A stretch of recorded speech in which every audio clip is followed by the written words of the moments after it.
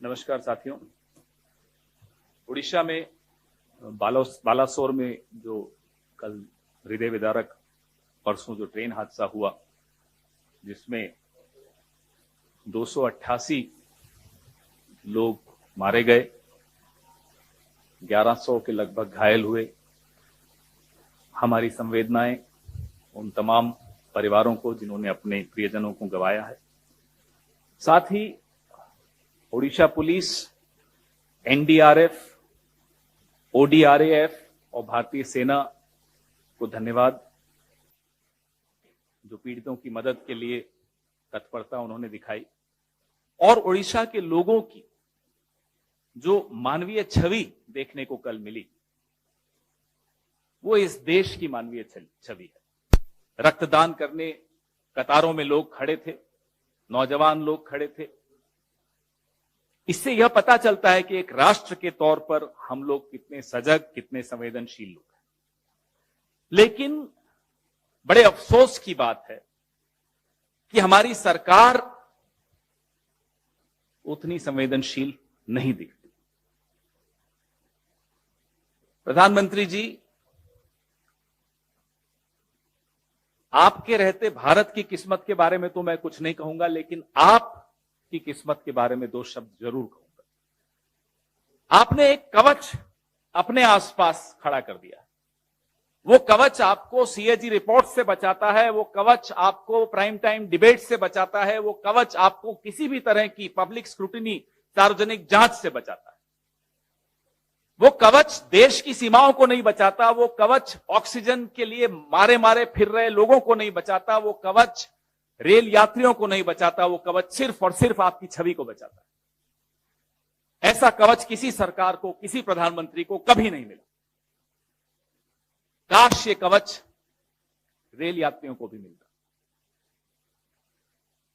एक जमाना था जब लाल बहादुर शास्त्री जी जैसे लोग थे जिन्होंने इस्तीफा दिया, माधवराव सिंधिया जी ने इस्तीफा दिया एक रेल हादसे पर, नीतीश कुमार जी ने इस्तीफा दिया एक रेल हादसे पर।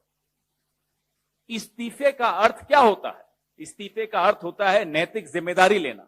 ना जिम्मेदारी दिखती है, ना नैतिकता दिखती है। आपको क्या उम्मीद है यहां से कोई इस्तीफा आएगा? हमें तो यह नहीं समझ में आ रहा हम इस्तीफा मांगे किससे। वो व्यक्ति जो एक छोटे से रेलवे स्टेशन की भी हरी झंडी दिखा के उद्घाटन करते हुए दिखता है, वो, या वो जो कल सुबह से अपनी पब्लिसिटी में लगे हुए हों, टोपी पहन के कैमरा लेकर घूम रहे हों, किसका इस्तीफा मांगे हम? प्रधानमंत्री, हम आप पर छोड़ते हैं, आप किसका इस्तीफा लेना चाहते हो। लेकिन ये देश उम्मीद करता है कि जिस तरह से लाल बहादुर शास्त्री जी ने, जिस तरह से नीतीश कुमार जी ने, जिस तरह से माधवराव जी सिंधिया ने इस्तीफा दिया था, आप भी अपने रेल मंत्री से इस्तीफा लेंगे। सीएजी रिपोर्ट आपके सामने है, पार्लियामेंट की स्टैंडिंग कमेटी की रिपोर्ट मेरे साथी, मेरे सहयोगी शक्ति सिंह गोहिल साहब के पास है, इस पर वो चर्चा करेंगे। सीएजी की रिपोर्ट बड़े स्पष्ट तौर पे बताती है कि 2017 से 21 के बीच में डिरेलमेंट, यानी ट्रेन के पटरी से नीचे उतर जाने की वजह से 1127 हादसे, 1127 derailments between the year 2017 and 21। By the way, ये सीएजी रिपोर्ट वही है जिसको आधार बनाकर आप लोग भी किसी जमाने में प्राइम टाइम डिबेट्स करते थे और यूपीए की सरकार के मंत्रियों से इस्तीफे मांगते थे। तब वो कवच नहीं होता था जो आज प्रधानमंत्री को कवच मिला हुआ है, आप सबकी तरफ से भी मिला हुआ है। मोदी सरकार का जो ट्रैक रिन्यूअल का बजट है, ये सीएजी रिपोर्ट भी हम आपको प्रेस रिलीज के मार्फत सर्कुलेट करेंगे। शायद आपके टेबलों पर आपके संपादकों ने नहीं भेजी होगी, या संपादकों की टेबलों पे उनके मालिकों ने नहीं भेजी होगी, मैं आपको जरूर भेजूंगा। ट्रैक रिन्यूअल का बजट हर साल कम होता जा रहा है और जो बजट है उसका यूटिलाइजेशन नहीं हो रहा। हम हाई स्पीड ट्रेन के खिलाफ नहीं है, लाइए, लेकिन 10-15 चमकती धमकती ट्रेन को दिखाकर आप पूरा इंफ्रास्ट्रक्चर, पूरा ढांचा खोखला करते चले जाएंगे, यह मंजूर नहीं। सवाल आपकी विजन, आपकी सोच, आपकी नीयत पर है। रेल मंत्री के ट्विटर रिप्लाईज अगर आप देखें तो जो आम डब्बे होते हैं, जनरल डब्बे होते हैं, बोगियां होती है, उनकी स्थिति आपने देखी होगी। यही कोरोमंडल एक्सप्रेस का कुछ दिनों पुराना अगर आप रेल मंत्री की टाइमलाइन पर जाएंगे तो आप देखेंगे वीडियोस, सांस लेने की जगह नहीं होती। यह है असलियत। आप वंदे भारत की 5-6 वो दिखा दिखाकर क्या बताना चाहते हैं कि पूरी भारतीय रेल ऐसी चल रही है?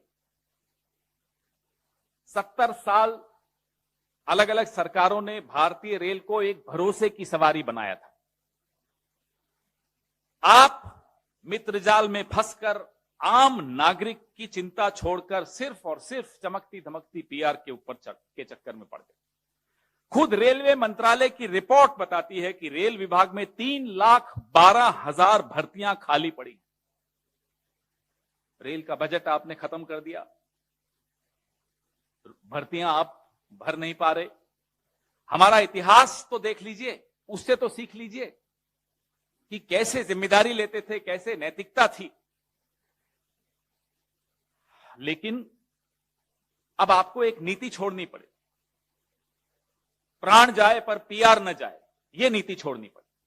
अभी 9 फरवरी को शक्ति भाई और मैं अभी चर्चा ही कर रहे थे, 9 फरवरी को यह एक आंतरिक रिपोर्ट है जो ऐसा ही हादसा होते होते बचा, उसके पश्चात की रिपोर्ट है। यह रिपोर्ट भी मैं आपको सर्कुलेट कर रहा हूं, हस्ताक्षर हैं इस पे साउथ वेस्टर्न रेलवे के एजीएम के, principal chief operations manager south western railway, जब वो बता रहे हैं कि ये सिग्नलिंग जो इंटरलॉकिंग सिस्टम है इसमें खोट है, अगर जल्दी ही इस खोट को दूर नहीं किया जाए तो इस तरह के हादसे होते रहेंगे।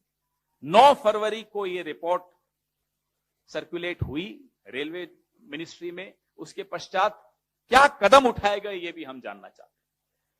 इससे पहले कि शक्ति सिंह गोहिल जी स्टैंडिंग कमेटी की रिपोर्ट पे चर्चा करें, हमारे 3 सवाल। क्या प्रधानमंत्री जी इस सदी के सबसे भयावह रेल दुर्घटना की जिम्मेदारी लेंगे? नंबर 2, क्या प्रधानमंत्री जी अपने रेलवे मिनिस्टर श्री अश्विनी वैष्णव का इस्तीफा लेंगे? हमारी यह स्पष्ट मांग है कि रेलवे मिनिस्टर को तुरंत नैतिक जिम्मेदारी लेते हुए इस्तीफा देना चाहिए। सीएजी रिपोर्ट, पार्लियामेंट की स्टैंडिंग कमेटी रिपोर्ट, इन तमाम रिपोर्टों का, और ये 9 फरवरी की जो रिपोर्ट थी साउथ वेस्टर्न रेलवे की, इन सब रिपोर्टों पे जो सवाल उठते हैं, इन सवालों का जवाब प्रधानमंत्री जी की तरफ से कौन देगा? और मैं उम्मीद करता हूं कि सवाल आप उठाएंगे।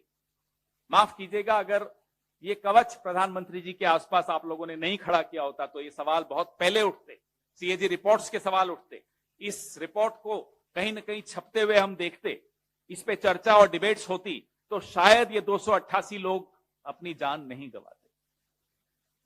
हमारा और आपका काम सरकार को जनता से बचाने का नहीं है, जनता को सरकार से बचाने का।